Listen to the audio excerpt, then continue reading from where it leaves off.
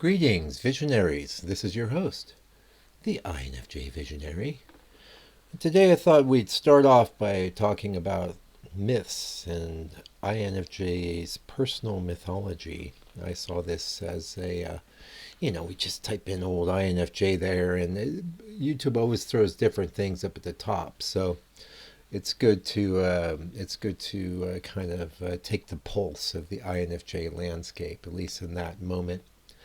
And personal myths and personal mythology is a pretty critical aspect of being an INFJ. I think, of course, it's a critical aspect of being a human being, but some people are more inward looking and thoughtful and than others. Others are maybe more content to let their external reality kind of move them around and mold them.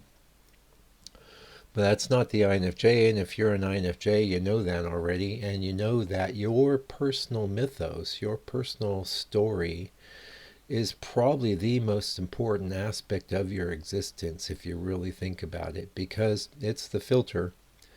Any ideas that you're going to entertain in your mind for long need to correspond to this myth. If they're in opposition to it, I don't think they're going to last. And one of the things I've noticed, and this is, I think, more prevalent with non-INFJs, is everyone's got their myth, everyone's got their story, but a lot of people aren't even aware. When we are interacting with them, it's really clear to us what they believe about themselves and what they will and will not accept about the nature of reality and their existence and their purpose in life and all these other things.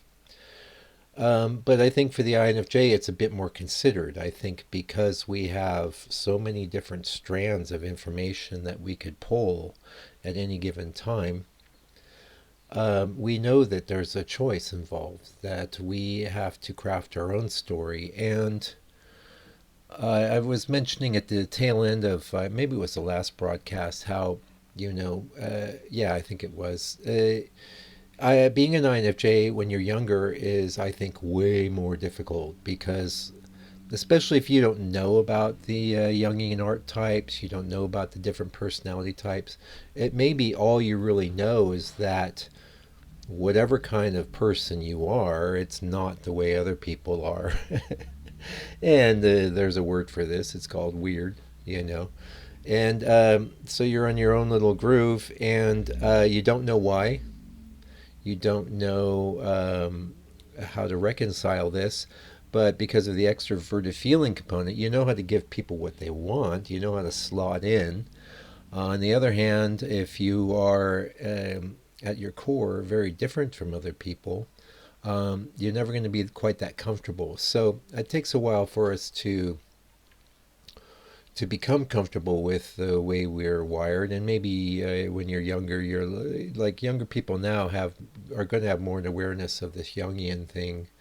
And if you were to find out at a fairly young age that you were an INFJ and you started looking into stuff like this video and things, life would be easier for you. I didn't have any of that. All I knew is that I was different, cursed, and just made cursed in that it's a bit painful to be on a different wavelength than others. Anyway, what is the consolation? What is the remedy that you'll start applying even at a young age? Is the mythos, the story about yourself, the story about what you care about, the story about um, why you are the way you are. These are all things that contribute to your personal myth. And your personal myth is very important because, like I said at the beginning of the video here, it's going to be the filter, the primary filter for what you will and will not accept about anything in life or reality that presents itself to you. And so it's something you should be thinking about. Maybe like some INFJs are good writers. I'm not a bad writer. I wish I'd been a little better educated when I went to dragon school. All they knew is that I couldn't sit still. But I have taught myself a fair amount about how to write, and I do think writing is very powerful. As a matter of fact, just as an aside here, it can be very, very powerful for some INFJs because quite often we may not be in touch with how we're actually feeling about things. And in the process of writing things down, and the thing you're writing down could be what you think your personal story or myth is, right? This could give you some real insights into how you actually feel about things, and not just the cope, right? That's not coping with reality, and coping with things is not the same as feeling things. It's actually maybe even the opposite. And we do a lot of coping as INFJs because, like I said, we're on a little bit of a different wavelength. And I think as you get older, what I would recommend is that you find people that dig the wavelength that you're on. And they may not always be that apparent, but I'm talking about you, INFPs and ENFPs. We know you like us, and as you should. We're nice. And they're out there. I mean, there's more ENFPs than INFPs, and in a sense, that's probably pretty good because that extroversion might help you. Especially I'd say when you're younger, if you have a problem of getting out into the world, making things happen. Yeah, but how do you meet the INFP and ENFP? And that's not as easy. It was easier when I was young because there wasn't a digital world, there wasn't phones, there wasn't all these distractions. We did have TV, and trust me, that was a major distraction, a very, very huge distraction. But so many people are more and more alone. But what I will say is that you're not here to be alone, and that shouldn't be part of the myth you're telling yourself. What you want to do is open things up a bit, and the story you tell yourself is that you have on your journey, you're constantly finding wonderful companions that resonate with you and dig where you're coming from and want to get to know more about you and how you think.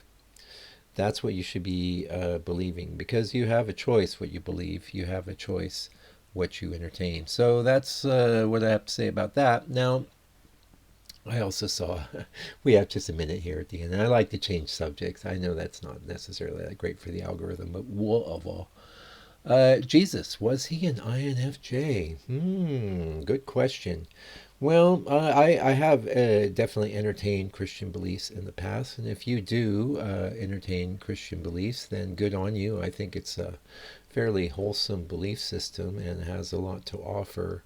I personally am not able to roll with it as a believer, and one of the reasons why is when you look into the actual history of what was going on there, it really doesn't look like there was an actual Jesus, and it also doesn't look like the Bible as we know it is was just a collection of things written to a large degree 100 years after this person was supposed to have existed. So yes, maybe they existed, maybe they didn't. So the real question is the figure or person described in the Bible, in the New Testament, is that an INFJ? And well, if you know your Christian theology and you know about Jesus, Jesus is both, if you're a Christian, Jesus is considered to be both human and God. Now, if you're God, you're not going to be a Jungian archetype. But as a human, I do think you could be a Jungian archetype, and I do think that the Jesus in the Bible definitely comes off like an INFJ. And why do I say that? Well, I think a large part of what being an INFJ is intuitive insights, deeply felt truths that once they are perceived, we want to communicate. And if you look at the Jesus in the Bible, that's what he was doing. He was had a deep knowing about things and was very, very intent upon communicating that to others. And I think he did a pretty good job, and that's something we can do a good job of.